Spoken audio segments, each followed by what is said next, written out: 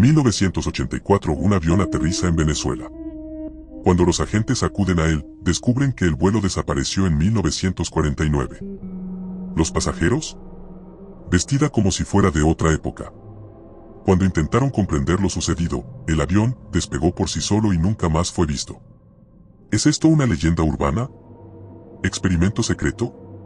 ¿O viajar en el tiempo? ¿Crees que esto podría realmente suceder? Me gusta y comenta, real o montaje.